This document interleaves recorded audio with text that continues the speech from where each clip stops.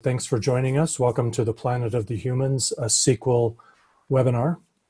I'm Dave Gardner, and in just a moment I'll introduce our panelists. First, I want to just give you a quick rundown on what the agenda is for the evening. We'll do brief introductions, then we will have a panel discussion. I anticipate about 45 to 50 minutes in, that's our goal. We will get to a question and answer period, and then we will run for 90 minutes total, as long as there are good questions and we're having a robust discussion. I'll introduce the panelists shortly, but first a quick word about the two organizations that are co-hosting this. First of all, Growthbusters. It's a public education project to help get our society into recovery from growth addiction. I launched the nonprofit in order to produce the documentary Growthbusters Hooked on Growth, which was released in 2011. And the project continues to run to this day because we're still busy educating people that we're in overshoot, and that's a product of the size of our economy or our consumption and our population, or how many consumers there are. That we need to get over our obsession with economic growth and our fear of discussing and addressing overpopulation. The project produces the Growthbusters podcast about sustainable living, which I co-host with Erica Arias, one of our panelists here tonight. And I speak regularly at college campuses, churches, associations, and clubs, as well as doing media interviews. World Population Balance is the other co-host for the evening. That's a nonprofit working to alert everyone around the world about human overpopulation, that it exists, and it is solvable through freely chosen small families. We're working to create a world where no one suffers in dire poverty and misery for lack of enough food, water, and other basic needs. A world where all species thrive and where lower consumption and population are in balance with Earth's finite resources. I serve as executive director of World Population Balance, and I also co-host the Overpopulation podcast for that organization, also with Erica Arias. One more thing I want to share about World Population Balance is this interesting project. It's really the most exciting and newest project. The One Planet, One Child billboard campaign, celebrating small family choices. You can learn more about it at oneplanetonechild.org. All right, let's introduce the panelists. I'm really thrilled to be joined by three very smart thinkers with valuable experience and really good hearts, too. I'll let each of them introduce themselves to you. Kristine, why don't we start with you? Thanks, Dave. My name's Kristine Mattis. I'm an interdisciplinary environmental scientist and writer. My writing basically focuses on science and environmental justice and social justice. I have a background prior to teaching at the university level of being a science and health teacher in secondary school, and particularly in an environmental justice neighborhood. And I also worked in the House of Representatives in the federal government in science hearings and environmental hearings, and have some knowledge about how policy goes through our federal government system and the kind of things that go on in the federal government, among other past experiences. And I come to this topic primarily, even though my PhD is in environment and resources, my initial degree and my background is primarily as a biologist who studies health.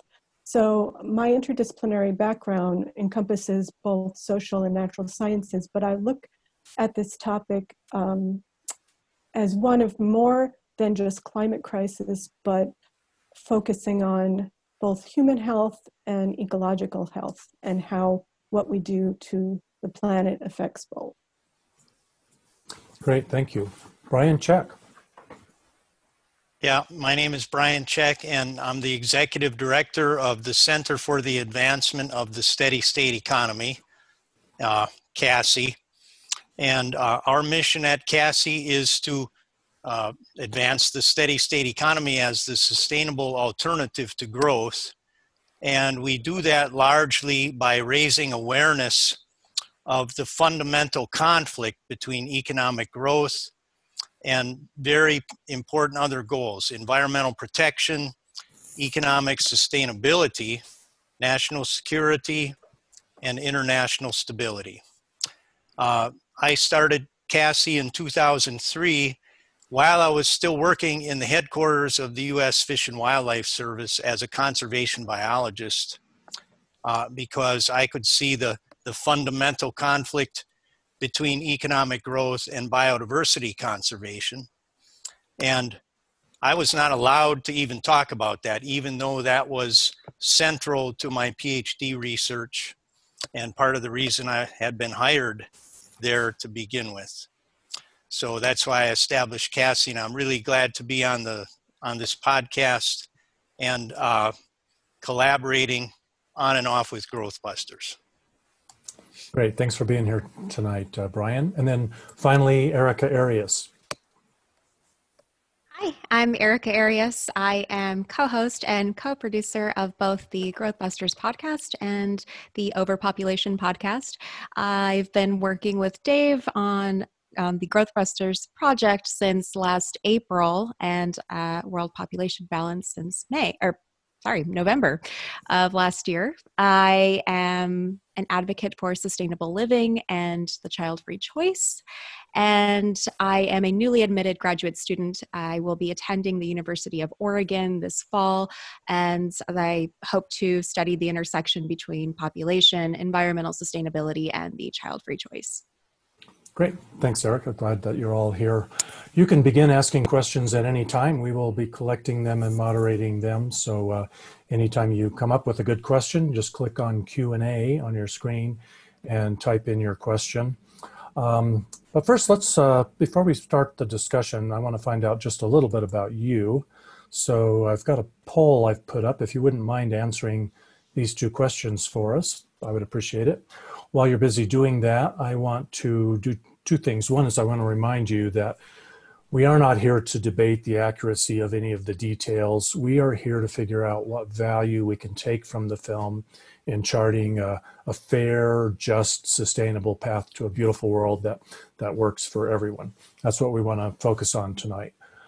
We've invited two additional smart people to join the discussion when we get to Q&A, and I want to introduce them now just really quickly to you. First of all, Carolyn Vandendolder. She's Special Projects Coordinator for World Population Balance, a longtime staffer at the organization, a frequent contributor to the Overpopulation podcast. Thanks for joining us, Carolyn. Got to remember to unmute when you do decide to talk. Really delighted to be with you. Thanks everybody for joining. That's great. We'll look forward to hearing from you when we need to. And then Alan Ware, he is another longtime World Population Balance staffer, research associate, newsletter editor, and he'll be moderating the questions and actually reading the questions to us when we get to Q&A. Thanks for joining us, Alan. Thanks, Dave. Good to be here. All right. Let's see.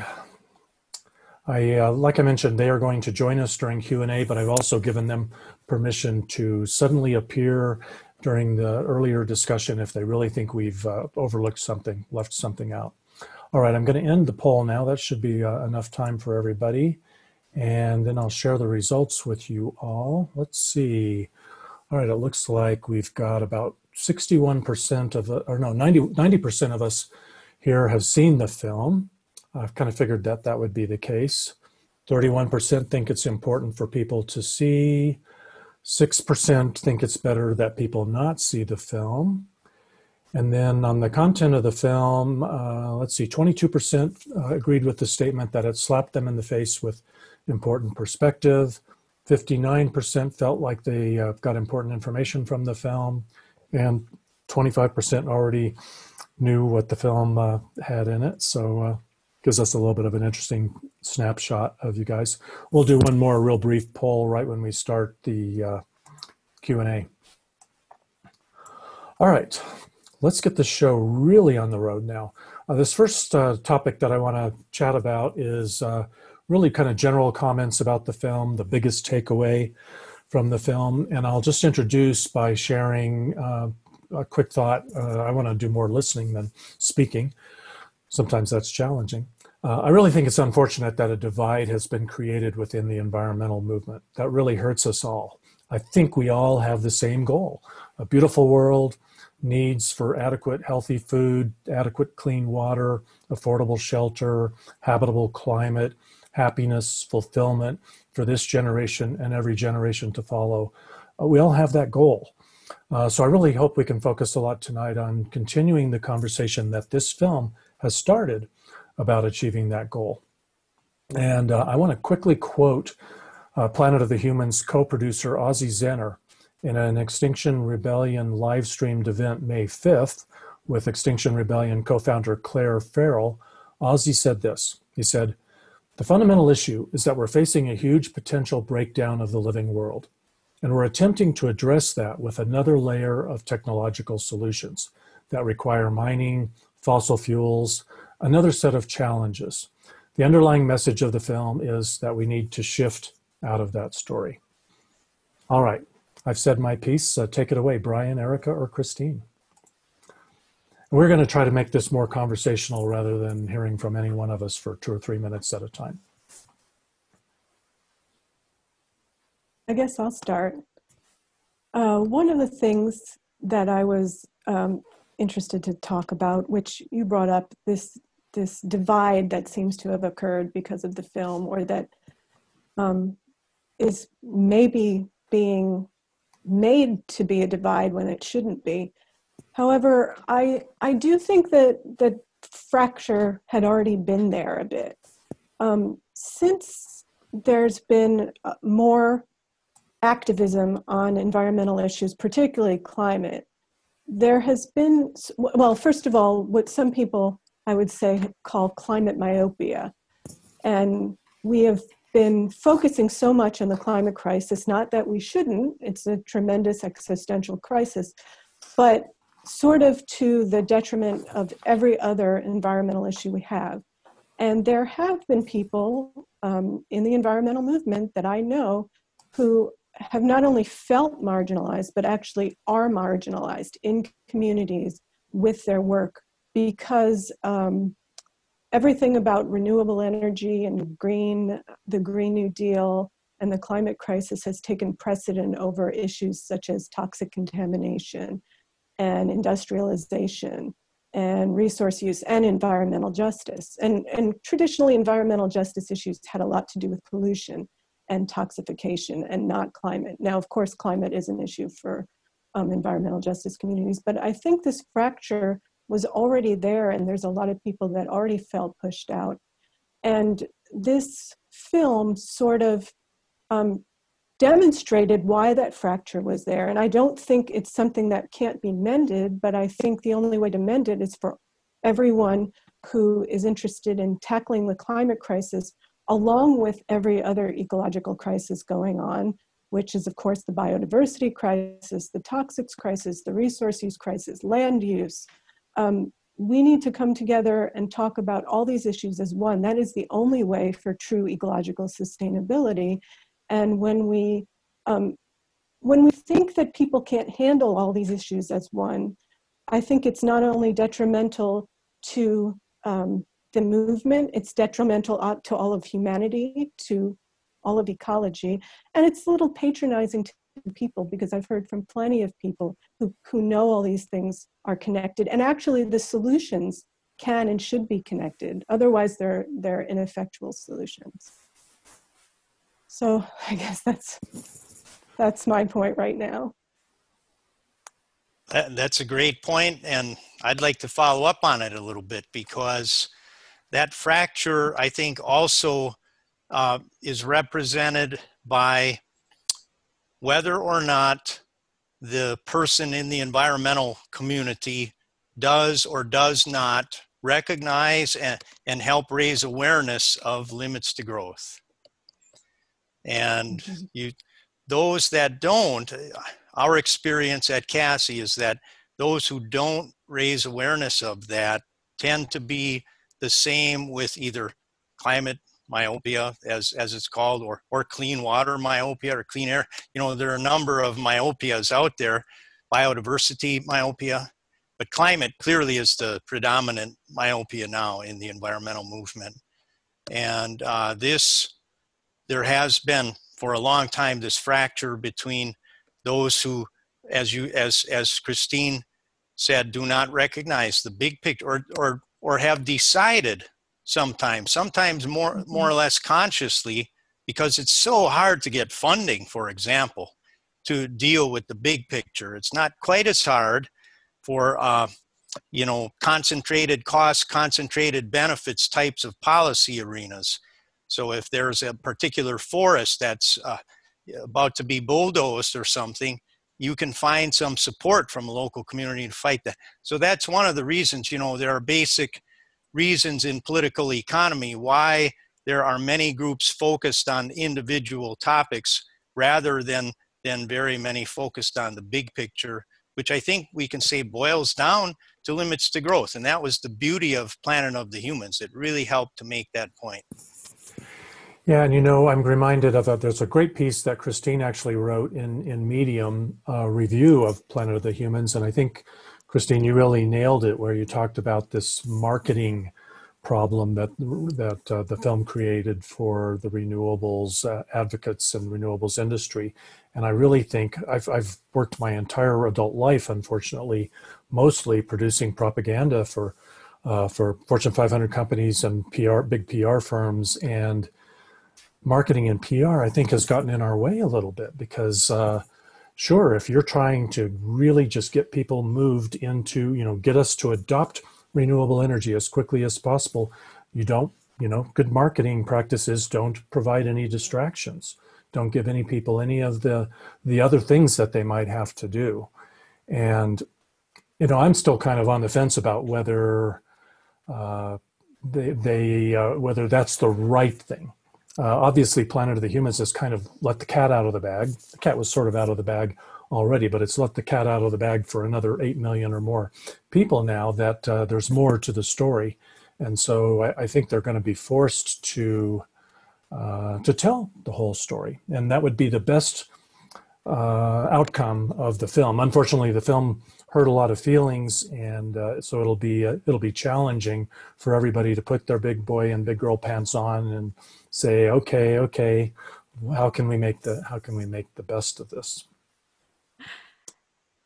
Thank you, Dave, for saying we need to put our big girl boy and big girl pants on. Very true. Thank you, Kristine, for writing that exceptional piece, and Brian for sharing your insight as well. I want to start with saying I think it is important for us, just as professionals, as advocates, as scholars, for us to acknowledge that yes, there were some issues with the film. It wasn't perfect, but what film is perfect, right? I think a lot of people took and picked at the very easy, outdated statistics and very little, maybe the misrepresentation of certain people in the film, and just use that to just shatter the whole thing. And that should not have happened. I think it's important for us to acknowledge, yes, these were errors, but it did not blind the whole picture, right? The bigger picture when I saw the film, and I tried to remain as objective as possible while watching it, because I just think that that's our job. That's what we have to do. And the big picture, what I took from the film was that we will never achieve true sustainability so long as this capitalistic system prevails. And why? Because the whole system incentivizes and feeds us this one and only narrative that there are no limits to growth.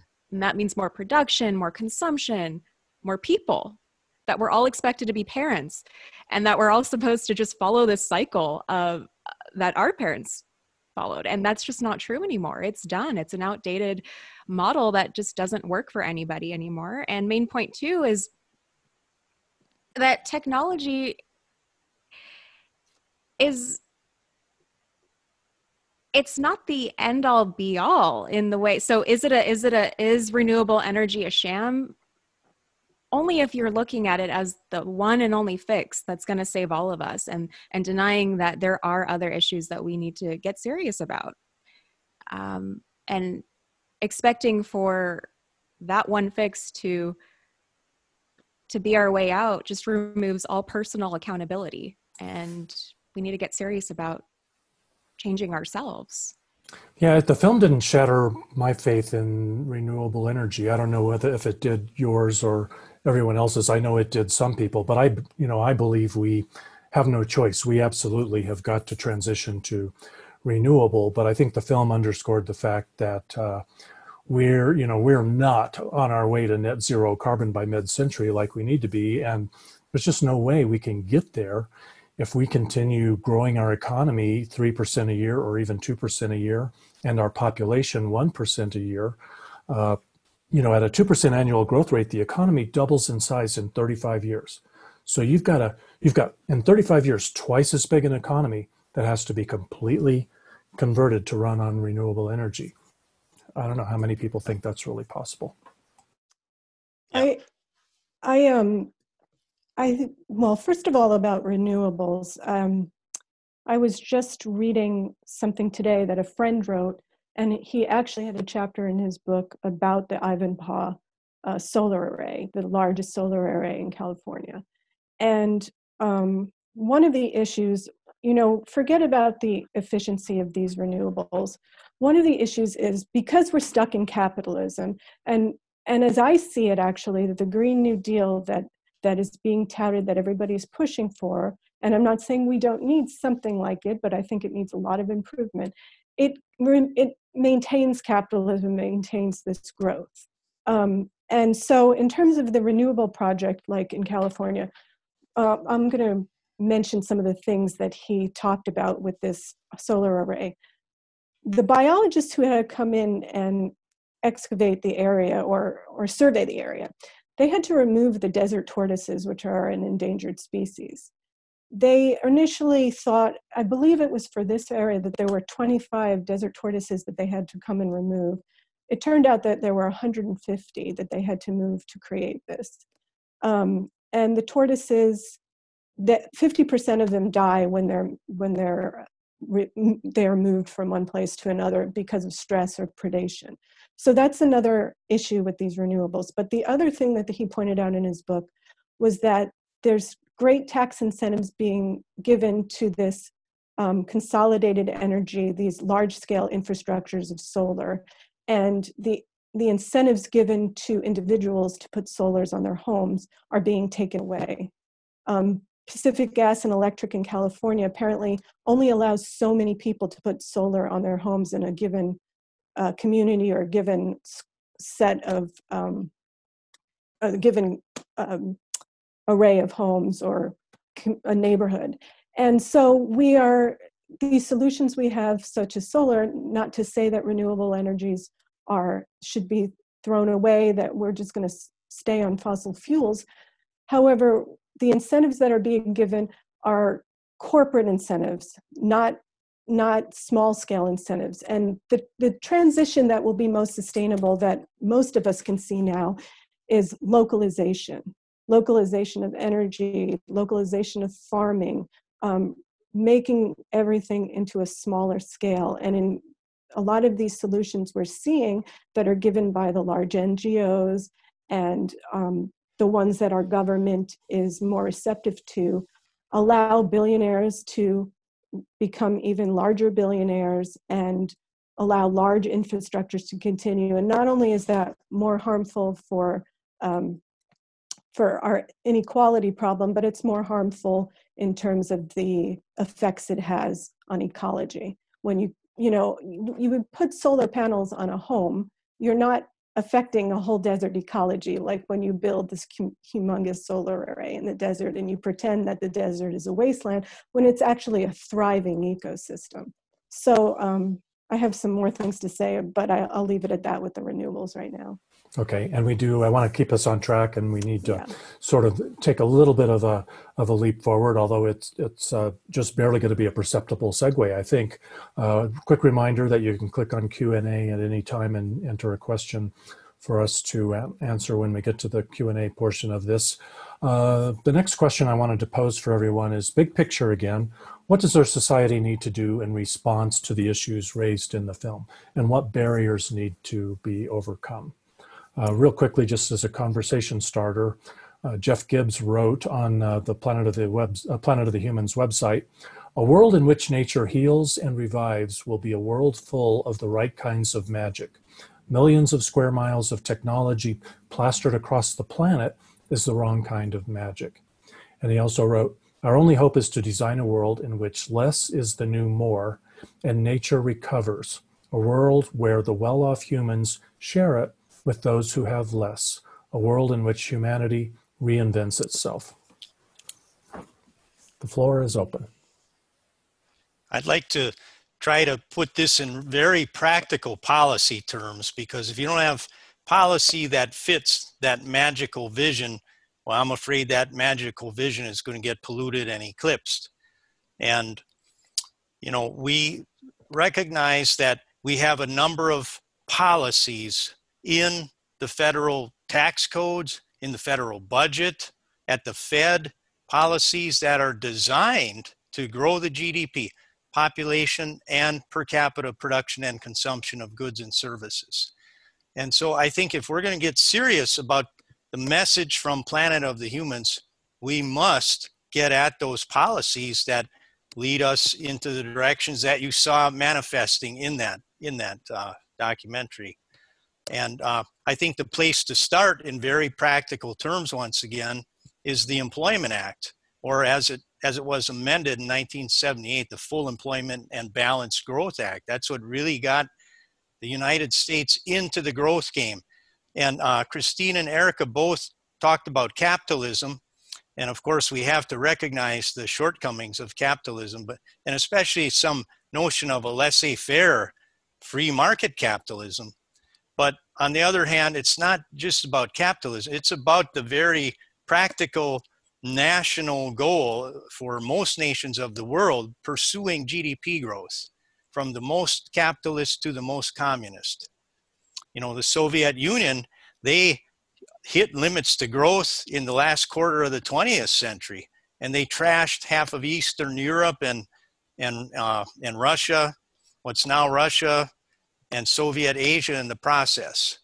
And so, you know, the American Constitution, it's not all about capitalism. It establishes a capitalist democracy.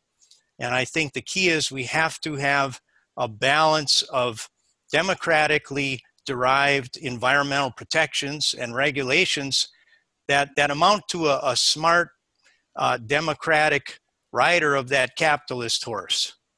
But we can't centrally plan everything that happens in the economy. You know, we have to put caps on energy extraction and energy use, and that's a huge step right away to a steady state economy. And then at some point, you know, it's clear that the current $21 trillion, or what was at the end of 2019, a $21 trillion American economy and an $87 trillion global economy, that's not going to be sustainable in the long run.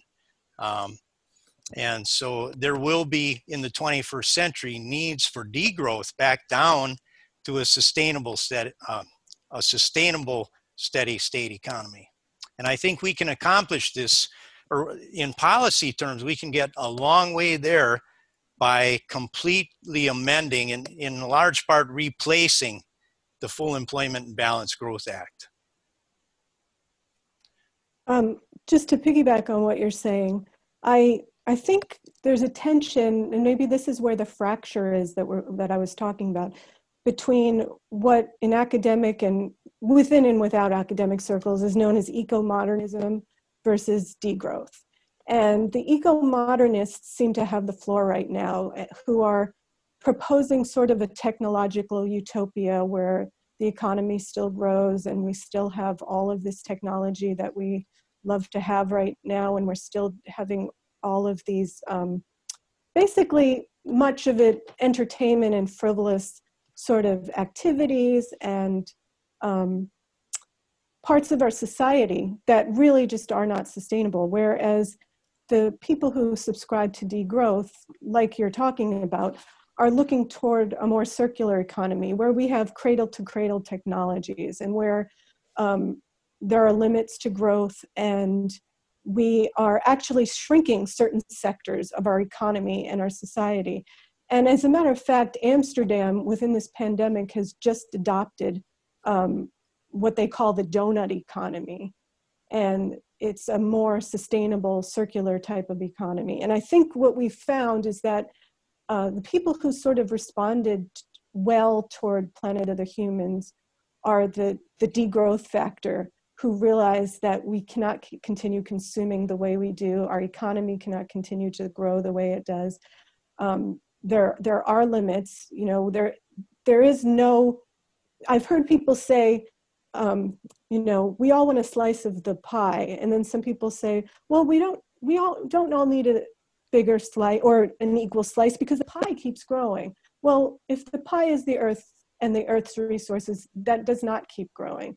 And so it's pretty clear now with all of the aspects of our ecology that are collapsing that we cannot continue with this growth. However, the eco-modernists somehow believe we are going to decouple our technology from the basic laws of physics and chemistry and biology, and that we will sort of technology our way, if I can use that as a verb, into maintaining a growth lifestyle. And none of it has proven scientifically accurate, but I think that's where we're seeing this fracture. And I think the degrowth movement is much larger in Europe, and I think it's something that I think there's a silent maybe majority or minority here in America who are very interested in that, but I don't think we have the voice, and I don't think we have the political power right now.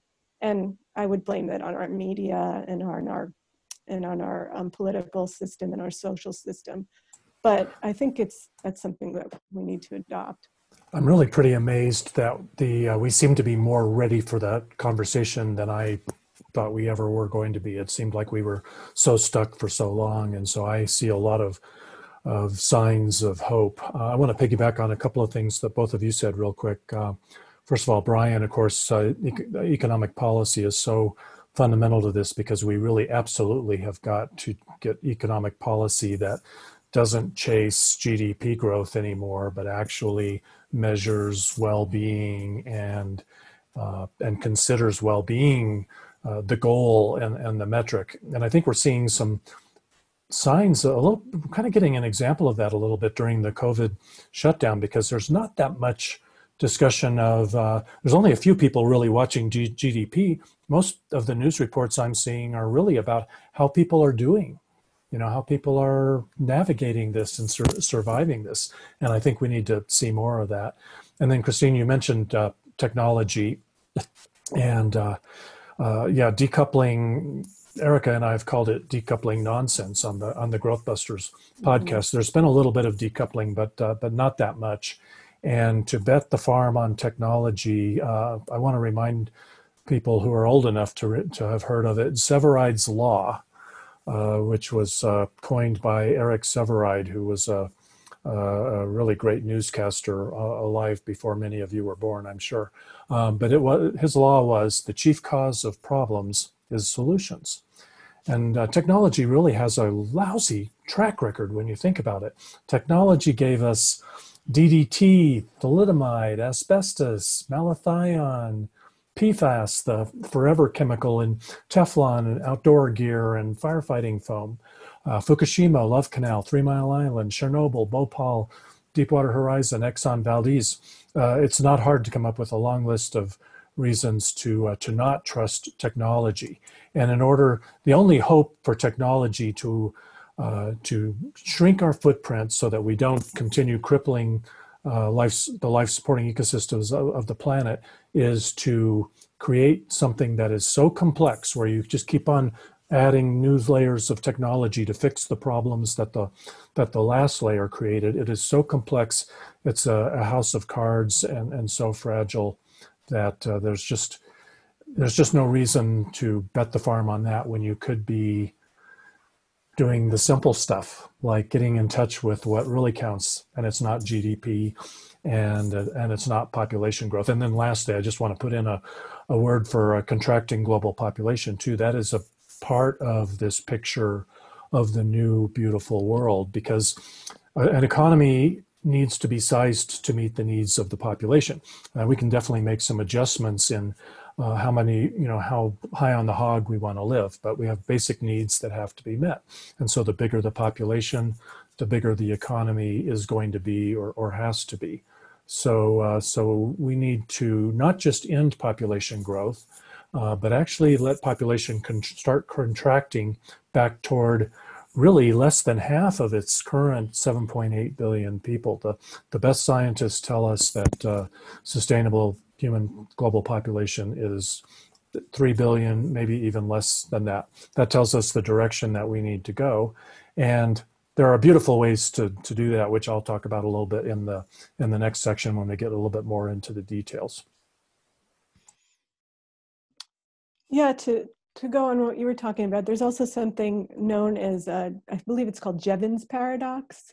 And, this is one of the problems that I see with relying on renewable technology when we're not talking about reducing consumption and reducing growth, because it's like when you build an extra lane, and this, as a matter of fact, I saw this happen in the DC area when I lived there. You build extra lanes on the beltway there, and you just get more traffic, and it doesn't, you make something more efficient, you build more renewables, people use more energy.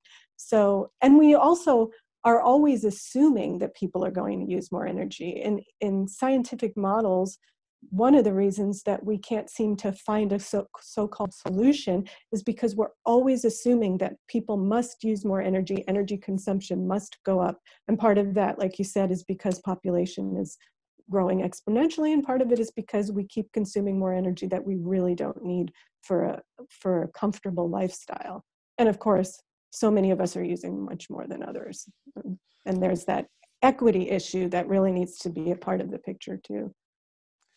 Yeah, and on the other side of that same coin, that technology was never free to begin with. That this always seems to come up missing in discussions about R&D policy and so forth. The thought is, well, if we just come up with enough technological progress, we can overcome all these problems and have green growth. But coming up with new technology is always based upon growth based upon the pre-existing levels of technology. That's the macroeconomic explanations for Jevons Paradox. Jevons wrote about coal in England in the late 19th century, but it's a macroeconomic phenomenon as well. To get the tremendous amounts of research and development needed now just for marginal improvements in things like energy efficiency, it takes much more agricultural and extractive surplus at the base of the economy, because that's where you free the hands for the division of labor into the manufacturing and the service sectors, including research and development. So it was a negative sum game all along to think that we were going to somehow reconcile economic growth with environmental protection via technological progress. Mm-hmm. Brian, when I'm president, I want you to be the chair of my Council of Economic Advisors.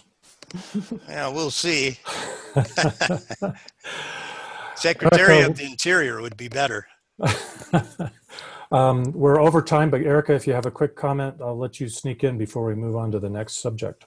I just want to say, how are we going to get over this? Well, first, we really just need to get over what I like to call the arrogance of humanism, and that we're not the only species on this planet, right? So that means we need to have more effective conversations about overpopulation and our impact on this planet. And I sound like a broken record, but this is so important because it's both in support of and motivated by social justice.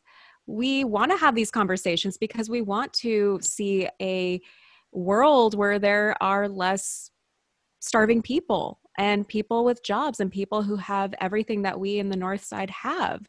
And point number two is what I see when I see the overselling of renewable energy is just this abusive and codependent relationship between the masses and these corporations of people who are desperately looking for some answer, someone to tell them that it's okay. And instead of looking within themselves and trying to really solve these bigger issues. And that means that we just have to end we have to see a shift in our economic system at the end of the day, because it's taking advantage of these people. It's never been about healthier, happier people. They don't care. So I'll leave it at that. We can move on.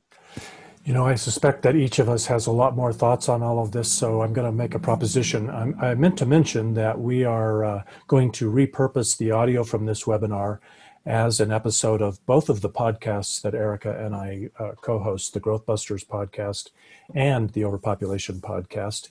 And maybe I can persuade everybody here to reconvene, maybe just for a part 2 as a podcast. Maybe we'll do another webinar, but maybe we'll just do another podcast episode. Quick reminder that if you have questions, you can click Q&A. I think I see 22 questions, so we're not really hurting for those.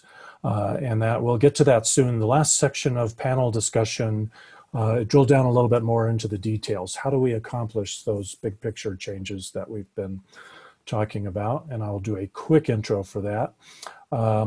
Maybe this is a good question to consider when we're talking about it. What's happening in our current pandemic slowdown that we might want to keep? In his book, Capitalism and Freedom, economist Milton Friedman wrote, "Only a crisis, actual or perceived, produces real change. When that crisis occurs, the actions that are taken depend on the ideas that are lying around." Do we have the right ideas lying around? I'm hoping maybe we do. What do you guys think? Well, rather than talk about economic and social policies, I think I wanted to bring up something that sort of goes along with what Erica was saying. One of the things I think we need, while we need to change our infrastructures and we need large-scale systemic changes, I think we need changes from top to bottom and bottom to top. So I do think individual changes are necessary. And I think one of the biggest things is we need new paradigms for life and new social norms.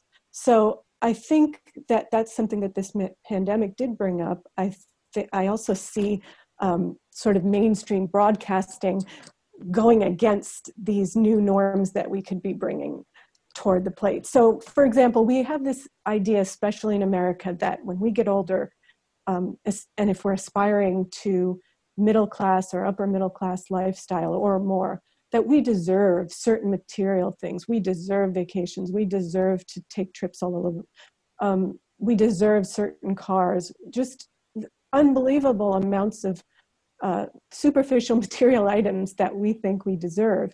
And I don't think we are going to get past or get towards sustainability having those same desires. However, if we can change what is seen as normal in our lives, and we can also model what is normal as a way to live, either not driving a car or not using a car very often or having a very small car that you have for 15, 20 years. Simple things like that you can model for neighbors and friends. There's all sorts of things we could go into, but we need to change our social norms with how we live in our society for a simpler lifestyle to show that this can be done, and it actually makes for a much better life for not only you, but for the people around you, and it makes a more equitable life for everyone. And I'm going to be my radical self here, but I really think, Bernie Sanders kept going on when he was campaigning about billionaires. I think it's more than just billionaires. I don't think we can have rich people. Rich people consume too many resources, and the more wealth you have, you are contributing to environmental destruction and you are contributing to equality. If we know we have one Earth that has limited resources and you are using way more of the resources and consuming way more of the resources than someone else, then you are taking from other people who need them. So I really think this is something that needs to be more normalized. And perhaps we need to shame people for taking too much, rather than exalting these people who are entrepreneurs and making all this money. They are not doing something good for the sustainability of the planet, nor for anybody else on the planet. They're exploiting the earth, and they're exploiting all the people on the planet. And that is something that I think we need to change in our mindset and our paradigms. Very well said. Yeah, that really was. And, you know, the climate crisis and the biodiversity crisis, these are slow crises. And now we have this very sudden, immediate COVID pandemic crisis. And so do we have the right ideas laying around? I think, yeah, a lot of people have been working on ideas for moments like this. And I'm going to mention one that we have to offer at CASI, and that's the Full and Sustainable Employment Act. This is a revamping of the Full Employment and Balanced Growth Act of 1978. It's high time that thing is amended very thoroughly. And so we posted our proposed Section 2, which is the section on findings and declarations of Congress. And, you know, we're working on fleshing out the act. And, you know, if you think about it, the acronym is FSEA. And so with a little bit of license, you can envision from that the Full Seas Act, because we heard before alluded to the metaphor of the rising tide lifts all boats. But there's no more water to raise that tide. The seas are full of boats. There's no more boat building material on shore left anymore. So, you know, we have to deal with that fundamental problem of limits to growth. And we can't have fiscal and monetary and trade policies that push businesses and individuals in other countries to grab for the remaining resources. We have to go the opposite direction. So there are ideas waiting there ready to be picked up during this COVID-caused recession. I want to put in a quick plug for Brian, and then turn the mic over to you, Erica. Head over to steadystate.org, the Steady State Herald. Brian posted a really nice piece just today about the Full and Sustainable Employment Act. I'm not a policy wonk. I'm glad that there are people like you who are thinking along those lines, and it really sounds good. Thank you. I'll speak really quickly. I think Kristine had something to add, but thanks so much, Kristine, for talking about cultural change and so, you know, changing our social norms, because I spent a lot of time really thinking about motivations and what drives people's decision making, and almost to the point to where I get obsessive about it. But I really do think that's an excellent idea, sort of a wealth shame tactic. I guess you can't really do that for parents, because, you know, we want equality. We you know, it's not like a fight against the child free and people who are parents. But I do think that we do need to spend this time, especially whether we're in a pandemic or not. I think we really need to look within ourselves and ask, like, what do we want out of life, and not just follow these patterns that everybody, not just everybody, but every aspect of our culture tells us that we need, that we want these things. And we, you know, if we actually spent some more time thinking about this, we might find that, hey, I actually don't want to have all these luxurious items. I don't want to live in a 5-bedroom house. I don't want to have kids. And I keep bringing kids up because that's my focus. And I will say that I do think that we need to celebrate marginalized people, and the child-free are a very marginalized group.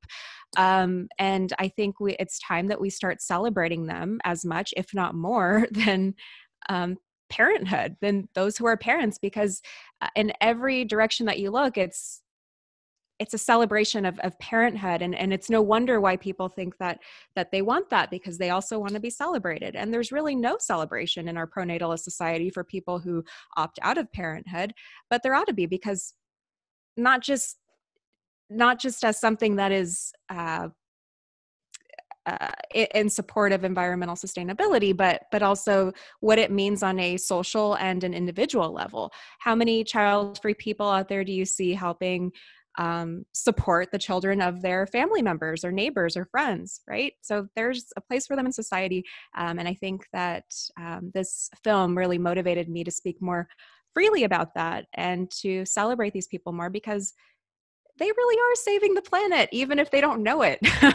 So, and I'm very biased. Once again, we're over time. Kristine, did you have a final follow-up on this segment? I'll try to make it quick. Okay. I'm also child-free, and it's something that I've rarely ever talked about. And it's for a number of reasons, but one of the most predominant reasons is that I did not want to have an American child, particularly, who would probably consume up to 5 Earths worth of, relatively Earth's worth of materials compared to other children on the planet. And so, but it is, like Erica said, something that it's fine to talk about your 3 or 5, your 6 children. It's not fine to talk about choosing not to have a child for reasons that are not selfish, that you want to have more for yourself, but reasons that are sort of more societal and global. And one last thing I want to say about social norms, and this is just a quick anecdote. When I was very young and I worked in a bookstore, we had an elaborate recycling program. And if you know how the book market works, mass market paperback books are not returned when they are unsold. They are thrown away, like so many of our materials. And this is a big problem. But when I was working in the bookstore, I would always tell everyone I worked with, because we were receiving and sending books back to the publishers with these mass market paperbacks that get thrown away. I told everyone, recycle, recycle, recycle. And they weren't recycling them. They were ready to just toss them. And these friends that I made at the bookstore constantly told me after that, I can't not recycle paper anymore. Every time I think about throwing in the trash, I hear you're like on my back saying recycle. So that was sort of, just my own personal, tiny little minute social norm that I created to help people recycle paper. And of course, we need to do this on a much larger scale.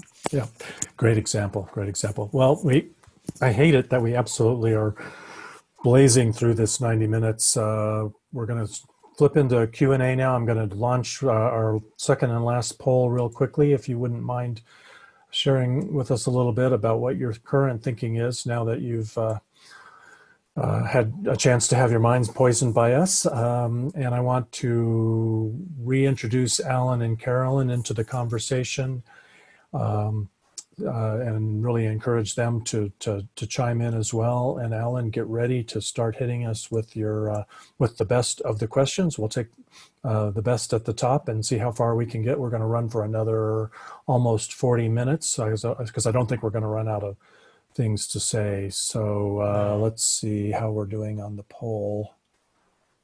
Let's see, a few people are still doing it. I don't see, let's see. Have Alan and Carolyn joined us? I have my screen too small to tell. Hopefully they're there. All right, I'm going to end the poll because we got to keep on moving. Let's see how we did. All right, what will you do after seeing Planet of the Humans and attending this webinar? Nobody's going to Disneyland. I'm kind of glad to hear that. That's good. 57% work harder to shrink my level of consumption. That's pretty outstanding. 8% conceive fewer children than I previously planned. Maybe that's because we don't have a really young crowd, or we haven't made the full case there. 65% said they will increase their support for economic reform. 55% increase my support for smaller families.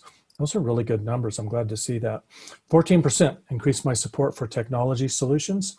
14% decrease my support for technology solutions. And 55% are saying that they will support world population balance and or growth busters and or CASI. So that's great. We look forward to you putting your money where your mouth is. All Any three names on there? These are all pretty scrappy little nonprofits that just run on mostly on donation revenue, occasionally a small grant. So your help is really appreciated in that. All right, Alan, what have you got for us in the question department? Okay, I've got two that are related to the Real Green New Deal project. Michael Dowd had asked if we're familiar with it, if we've seen the website, He says it seems both wildly unrealistic and the only morally defensible direction for our species. What do you think? And then in a related question, Paul Sutton, who is with the Real Green New Deal, says, is the Green New Deal trying to sell perpetual growth fueled on renewable energy? In other words, is the Green New Deal avoiding the limits to growth? Yeah, so far, I mean, the main proponents on the Hill are about green growth. But I think there are a handful of them, like Representative Ocasio-Cortez, for example, who is ready to leave that milieu and start pursuing the idea of a steady state economy with stabilized population and per capita consumption. So I think the Green New Deal, as it was originally passed through Congress as a resolution, yeah, that's not going to get us to where we need to go, but it planted a lot of good seeds for these kinds of discussions. And the website that was featured in that one question, I had a chance to glance at it, and it's got a lot in common with what we've been talking about, especially early on when Kristine was talking, as well as myself, about the failure in a lot of the environmental community to look at the big picture. So the Real Green New Deal website, that's largely one of their main points as well, is it's not all about climate change. We've got a biodiversity crisis. We have eroding soils. We have dammed up and choked off rivers, you know, and we have all kinds of air pollution problems besides greenhouse gas emissions. And we have forever chemicals stacking up and plastic particulates in the oceans. So I think it's really important for the environmental community to connect those dots and to get back to the big picture of things. But that's about as far as I had a chance to get on it. I just want to quickly mention that the reason Brian had a chance to go look at the website was we had invited every attendee. When you registered, you were invited to pre-submit a question. And so we had a couple of those, and this question from Michael Dowd had been emailed to us. And so if you're curious about the Real Green New Deal, the website is realgnd.org. And Kristine, did you have a chance? Are you familiar with it? Do you have a few things to say about that? I wasn't familiar with it. I did have a chance to look at it, and I agree. It probably is from what I saw, it seemed like it encompassed everything, and it is kind of the road we need. And the thing is, it's funny to say it's wildly optimistic because I don't think anybody has a whole lot of optimism at this point but the thing is, everything we do, it's optimistic or it's unattainable until we actually do it.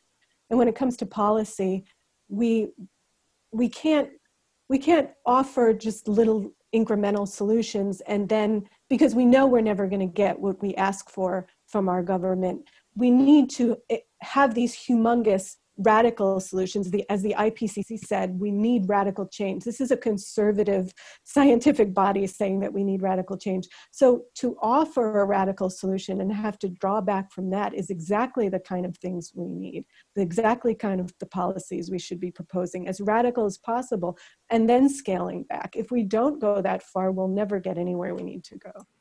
Well, just 2 or 3 years ago, this kind of thinking would really be scary to so much of the electorate, but today I don't think it's nearly as scary. And I know I've been in conversation with the people who've been standing it up, and they've just been working on, you know, the website I think just appeared a month or two ago, and it's really not fully functional. It is really new, but it does have some really good principles that go farther as necessary than the original Green New Deal. So I'm really going to keep an eye on it and support this initiative as much as I can. All right, Alan, another one? Here's a pretty broad question from Robert Barriolt, just asking what is meant by environmental justice, which we kind of dealt with on the last podcast. Erica, I know you've got ideas on that. No, she won't have anything to say.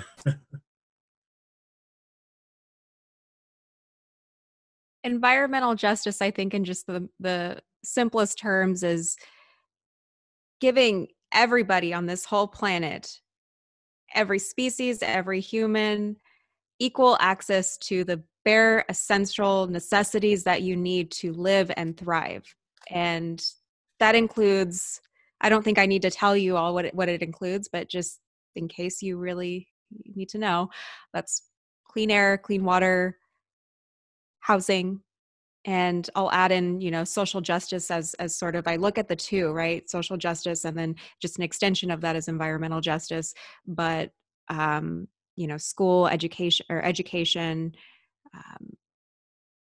healthcare, everything that you would need to live and thrive in a society, and not disproportionately putting others at risk of any, and of living in an environment that doesn't offer these things because of their color, their race or ethnicity, or their social economic status, right? So it's, I hope that made sense, but it's, everybody deserves to live in a clean and healthy space. Yeah, to me, it means a lot less conspicuous consumption. Like we were talking about a few minutes ago, that's not environmentally just for, that was the thing that we kind of got away from the film a little bit, but that film was great for what I would call castigation of the liquidating class. Was it like Branson, flying around the world and wanting to be going back and forth into space? Just think of the ecological footprint, not only of the obvious materials, but of the money that must be generated from that agricultural and extractive base to get all the way up to that kind of a consuming lifestyle. So, that's not environmentally just. I was trying to think about why it was that we used to ignore environmental justice, and I'm not sure, but maybe it was because we hadn't completely filled up the planet yet.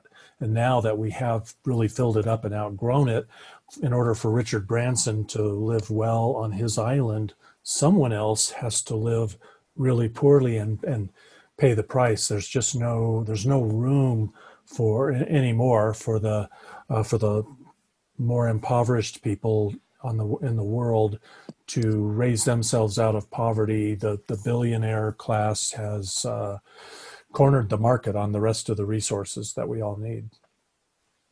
Any thoughts, Kristine? Environmental justice actually has, I hope you'll let me read this, the Environmental Protection Agency actually has a definition of what environmental justice is. They say it is the fair treatment and meaningful involvement of all people, regardless of race, color, national origin, or income, with respect to development, implementation, and enforcement of environmental laws, regulations, and policies. EPA has this goal for all communities and persons across the nation. It will be achieved when everyone enjoys the same degree of protection from environmental health and health hazards and equal access to the decision-making process to have a healthy environment in which to live, learn, and work. And when I talk about an environmental justice community, there are, for sure, disproportionate environmental hazards and risks in certain communities, and these environmental risks, usually from pollutants and toxics and environmental contamination, fall unequally on people of color, particularly African Americans. And sociologists have studied this a great deal, and we are not even sure why these environmental injustices fall the hardest on African Americans, because it actually crosses socioeconomic status. So we can say that most people of color may be of lower socioeconomic status, and we see people like that who have more environmental justice issues like pollution in their neighborhoods, like freeways coming by their neighborhoods and creating much more air pollution. But it seems that this unequal distribution also falls the hardest on African Americans, and we're not even sure why, because it does cross socioeconomic statuses and strata. So that's something we still need to learn, but it mostly falls on people of color and people of lower socioeconomic status. That's I interesting. we got to throw in a bit about the Native Americans. I mean, they got ripped off Absolutely. big time. They had adapted to the ecosystems of North America beautifully in many cases. Not that there were never cases of overexploitation of resources, but in general, the population estimates range from 1 million to 100 million, which, you know, there's some politics involved in those estimates as well. But clearly, there was a match of Homo sapiens in Native American cultures to the landscapes that they evolved in. And, you know, they have been forced off the landscape into tiny reservations. Many tribes were completely wiped out by smallpox. And I guess I'm getting a little carried away because I think, you know, Dave, I spent, you know, about 6 years working for tribes. And, you know, I saw what awesome resources they had at one time and still had a little bit of in some cases, and they lost a lot. So that was like the original case of environmental injustice in North America. Can I bring up one more thing that relates to this pandemic? I think this pandemic is a case of environmental injustice as well, because first of all, this global pandemic occurred, the root of the problem was ecological exploitation. That is why we have this virus that came from one species to another. However, more than that, the people who are being disproportionately affected are people of color, especially in America, and people, or maybe I should say in America, the people of color, people of lower socioeconomic status who tend to have these essential jobs that we pay them the least to do. And they are bearing the brunt of this virus, just like they bear the brunt of all these environmental toxic burdens. And that is what environmental justice is really about. All right, shall we move on to another question, Alan? Okay, here's one from Chris Bystroff. My complaint is that the film spent too little time on limits to growth. Some reacted to the population issue with words like eugenics, racism, etc. These are the knee-jerk reactions resultant of insufficient information. Limits to growth needs a movie of its own. And there's still a mistaken notion that population will rise and then plateau. I missed the very end of that. There's the notion There that is still a population... mistaken notion that population will rise and plateau.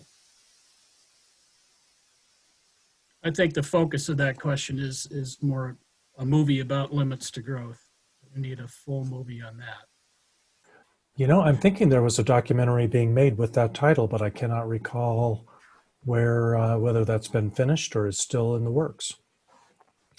Hopefully, you know, I don't know if there's any reason to assume that all 100 of people who are attending this webinar are familiar with limits to growth, but it was a study done by a group of analysts and scientists at MIT back in the early 1970s, computer modeling that ran a bunch of scenarios, and the business as usual scenario said that we couldn't grow forever, and that if we continued on the track we were, that there was a high likelihood that things would really crash around the middle of this century. And it's been remarkably, we've been following that business as usual scenario. It's uncanny how closely we've been following that, because that was 1971, 1972 technology. It took a whole room full of computers.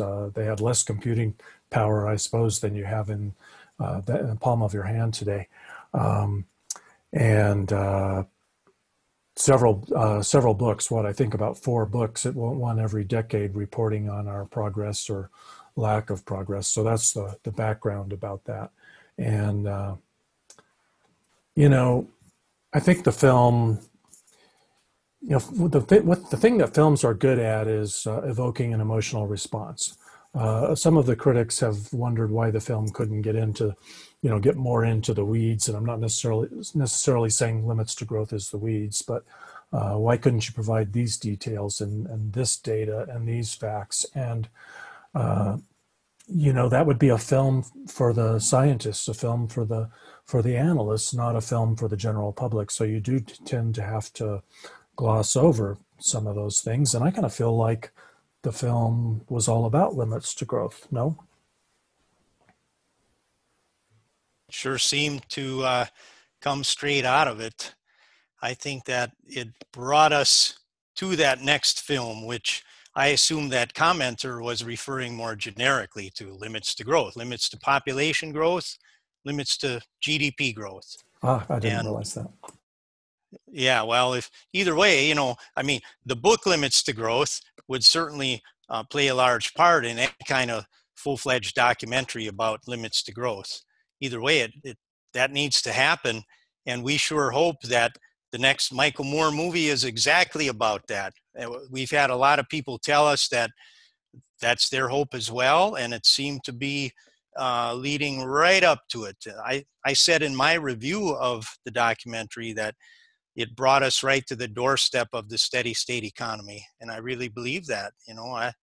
I think that documentary should be required viewing in a lot of courses about sustainability around the country that introduce or kick off ecological macroeconomics courses, for example. If anyone's wondering whether we have indeed hit or surpassed limits to growth, everything that's before our eyes is really evidence and symptoms of having exceeded planetary boundaries. That's why we have an epidemic of epidemics and more severe storms and more intense fires and the climate disruption that we're dealing with and species extinction, fertile soil loss. It looks like we might only have about maybe 30 or 40 more harvests left before most of the fertile soil of the planet is worthless to us.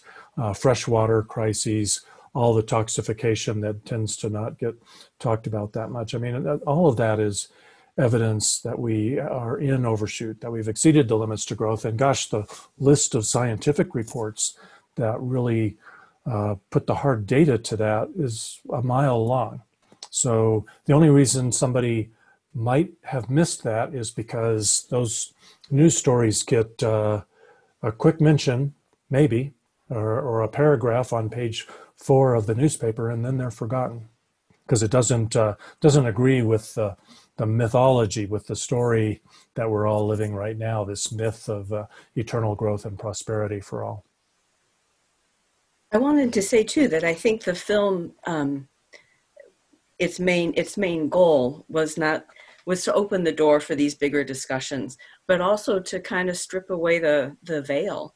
We're all living in this illusion that we can have some technological fix and that these renewable energies are the answer. And I just read recently about these things called beauty strips that are forests that line highways out west, I think in Oregon, and they actually cover up the strip logging, the what do they call that? When they just take mountainside. And those are sucker strips. Yeah, sucker strips. We call them in Washington. But the fact that they work, I mean, people drive through with these national forests and think, oh my gosh, this is gorgeous. And yet it's just enough to create the illusion of a forest without seeing the horrible destruction that's going on. So I feel like this film, it is the first step. It's tearing away it's helping us dismantle the illusions that we have built, that we can somehow figure out how to live the way we are now,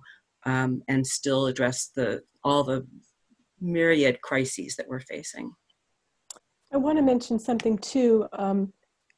Some of the critics of the film said that they absolutely are not talking about just technological fixes and green energy, that they understand that there's these bigger picture items. However, I would say that whether it's their marketing or what, I'm not sure, I'm not sure that they're sincere in that, because another article just came out a few days ago talking about this kind of techno-utopia we would have if we could just get onto this renewable train.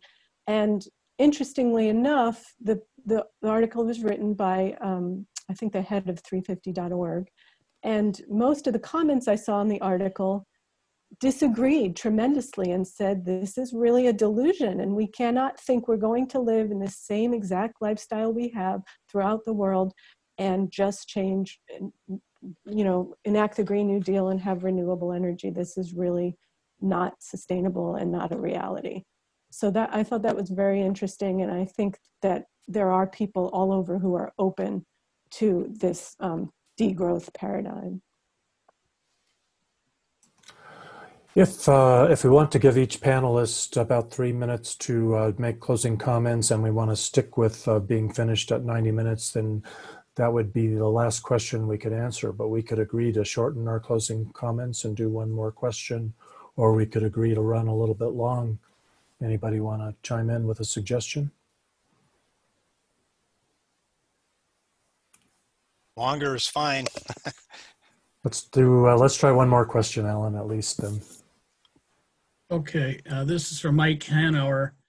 Institutional resistance to changing the message, like Sierra Club 350.org, NRDC, UCS, is huge. What might be the catalyst to get someone to break out of the mold and change their mindset? I'm assuming he means the message, changing the message to more of a limits to growth message instead of a techno-utopian, eco-modernist perspective.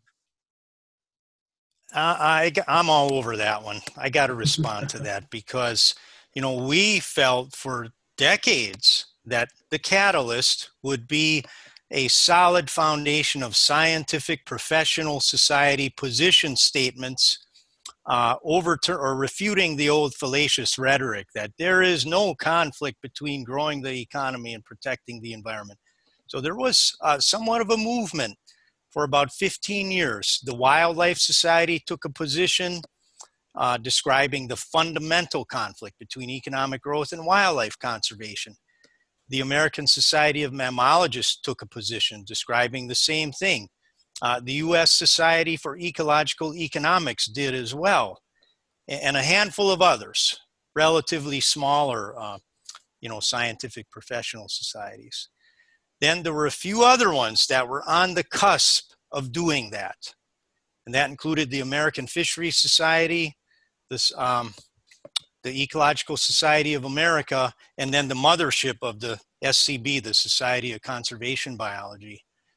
And what happened was, and this would have been a great part of the Planet of the Humans documentary, because they talked about the big NGOs failing to help on this matter. Those big NGOs either sat in the background and didn't lift a finger to help make that happen, or in some cases, they even they opposed it. They said, no, we don't think there is a conflict between economic growth and environmental protection.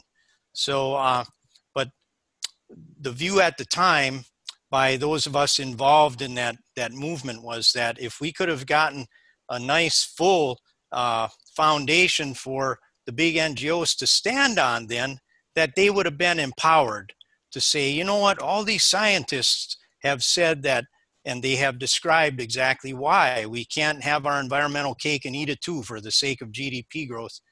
They would have been, they would have made a huge difference by now in helping towards steady statesmanship, if you will, advancing the steady state economy in domestic policy as well as in international diplomacy. It's not necessarily too late for that to happen.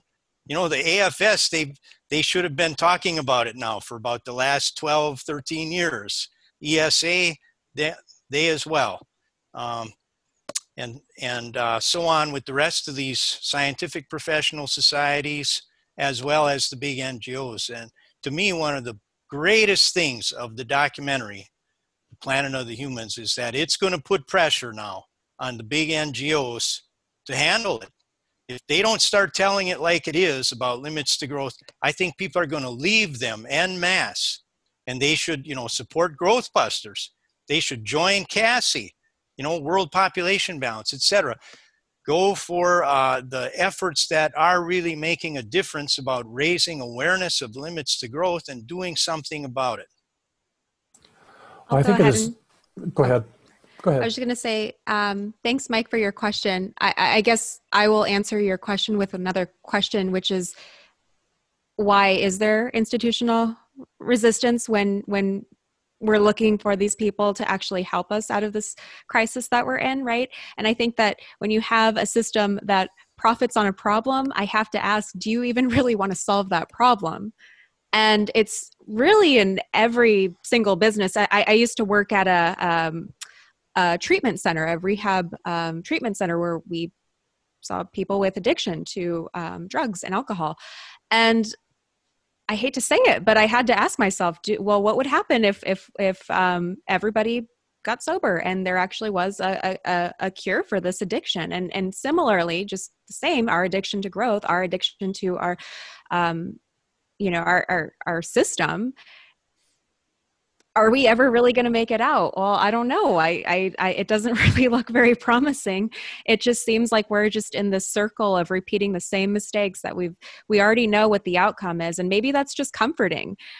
But I don't really think that they want to solve these problems. And Dave, I guess without going too far on topic, I think you said the paper that you mentioned that was in the 70s, coming out of MIT.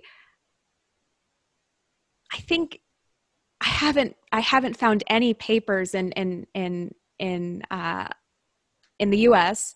that have spoken on the subject that were fully funded. I mean, where's the funding for asking these sorts of problems? And it's in everything. It's in an academic setting. It's in corporation. It's everywhere. Like, who's investing in actually solving problems and who actually cares to solve them? So I'm sorry, Mike, I answered your question with a number of more questions.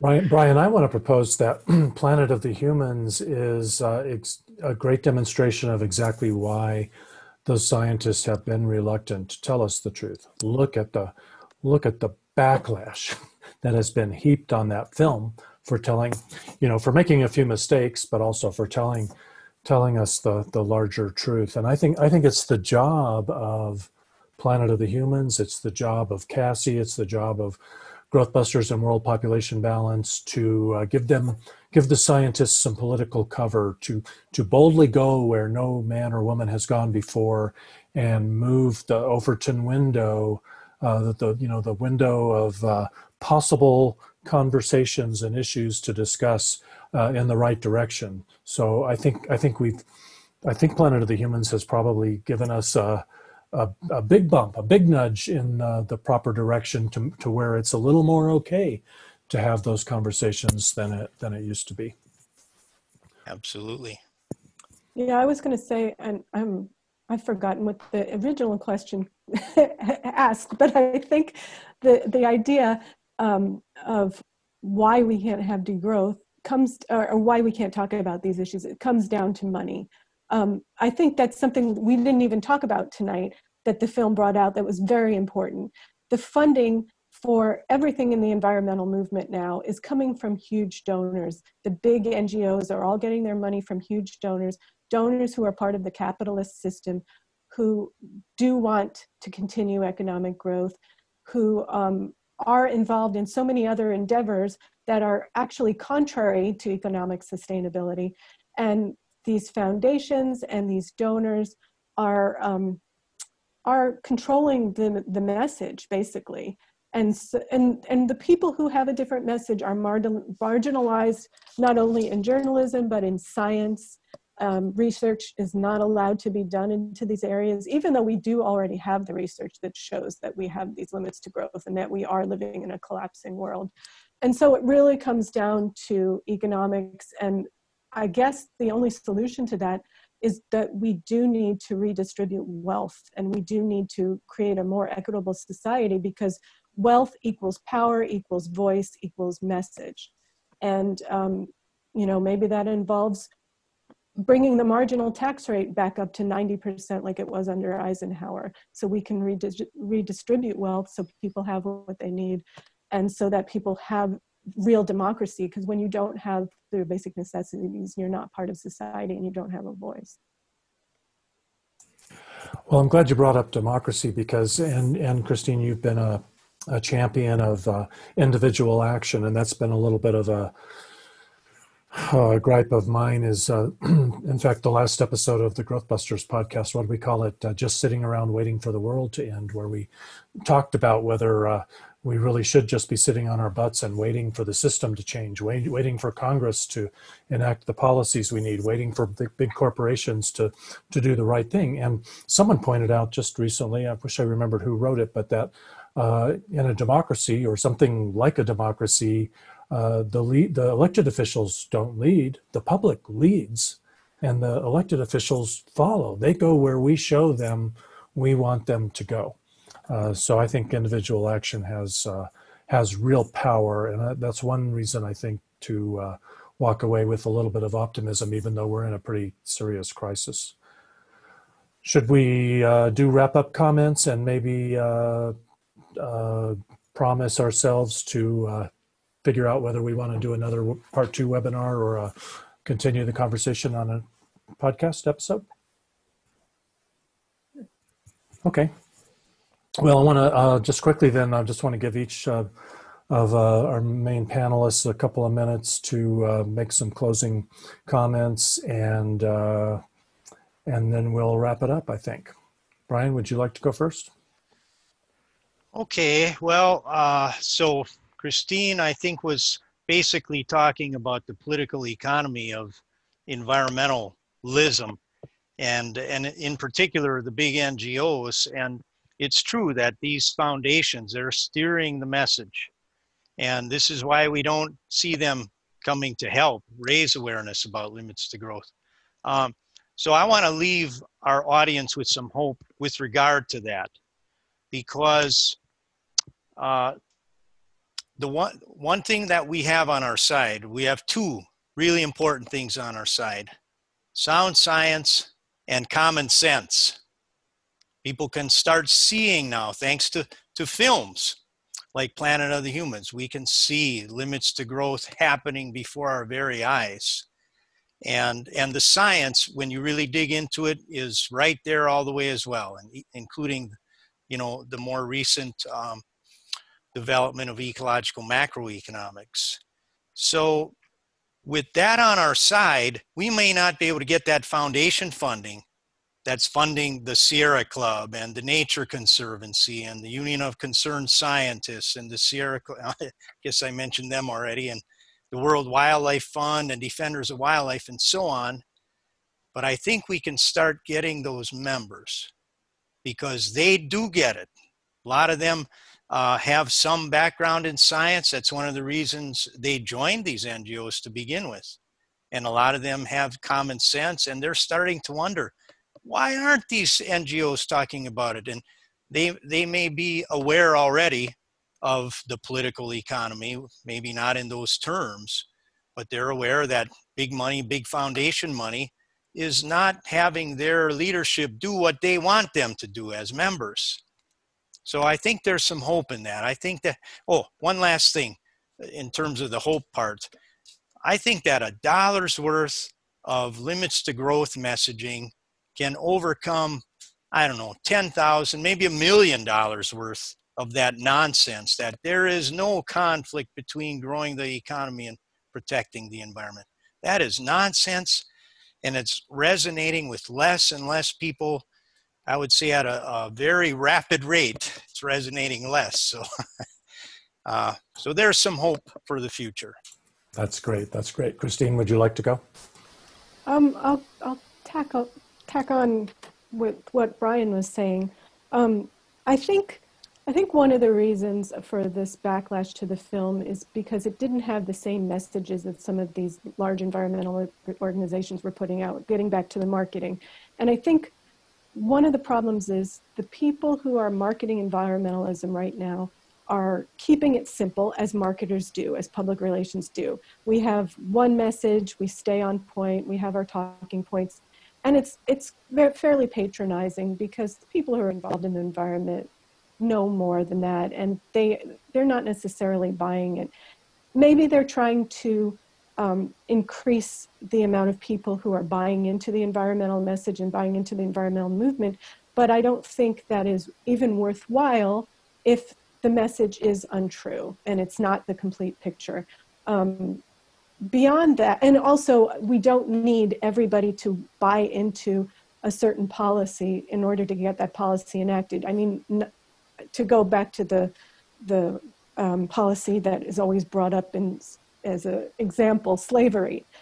Did the whole country buy into ending and abolishing slavery? No, but we did it for many reasons. But we don't need the entire electorate to say, yes, let's solve the environmental problem to get these policies enacted. We don't need to market and be patronizing about it. The other thing is something about science communication. There's something called the spiral of silence. And another message of hope is that I think there are a lot more people who are watching this film and looking at the big picture and have already thought about the big picture and who are afraid to speak because that's not what they're hearing from these big environmental groups and from the big voices who have the platform on the environment.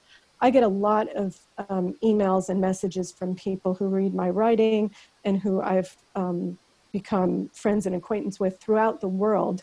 And the spiral of silence is this phenomenon in communications that was a theory that was started from a German woman about the Holocaust, where she thinks there were more Germans who are against the Holocaust, but were afraid to speak up because they didn't hear other people speaking up. So they felt they would be alienated and shunned if they said that we don't follow the Nazis, we don't believe in this, we are against this. So in the same way, there are people who feel we need to do so much more for the environment. We need to look at the big picture. We need to solve all of these crises at once. We are willing to change our lives from top to bottom. We're looking for systemic change. We're looking for individual change, and we are all in on all of that. But I think there is somewhat of a spiral of silence coming from the top, keeping these voices down. But again, the hope is that I see is that I hear from all these people. I see their comments online. I get their comments sent to me. And I think those voices are larger than we think, and people are much more open than we think to these messages and these changes we need. Wow, that's great. Great to hear. Erica, final words? I guess just adding on to on the subject of political economy, I think under the prevailing system, otherwise good people like Bill McKibben, Al Gore, any of these other people, anybody in the future who wants to actually make a difference and solve a problem, I think that we're all at really great risk just because these people are sooner or later going to be offered big money to do what they want to do. And they're going to be fed this message that this will be made possible. I have the money for you to do this. Let's do it together. But when you're taking somebody else's money, you're no longer promoting your own personal message. You are now working for the big guys. And it sounds like a when I say it out loud, it sounds like a ridiculous story, but it's the truth. And we are already finding it difficult to figure out what is actual true messaging in our, media, our news. What is true science? Like, if this continues on, we're just not going to really be able to see clearly. And I guess I want to also say something about political correctness, because we didn't talk about that tonight. But I know that a lot of the comments from the film, from viewers that watched the film, were really disappointed that topics like overpopulation were brought up, even if it wasn't any more than a couple of minutes. I wish there would have been more on that subject, and I think political correctness is absolutely important, and we work really hard to make sure that we are very careful in our messaging. But I think that we can all also agree that when it prevents us from objectively looking at our ecological crisis for what it really is, which is a result of our inability to live within an allocated budget, and we are doomed to repeat the same cycle of systematic harm and death to every species living on this earth. including ourselves. This is a slow suicide. And if we don't change things around, that means our economic system, our political system, and actually have serious conversations about what really needs to be done, then we're not going to see the change. And I think a lot of people are unfortunately fighting for all the wrong things because they're blinded or because they're in denial.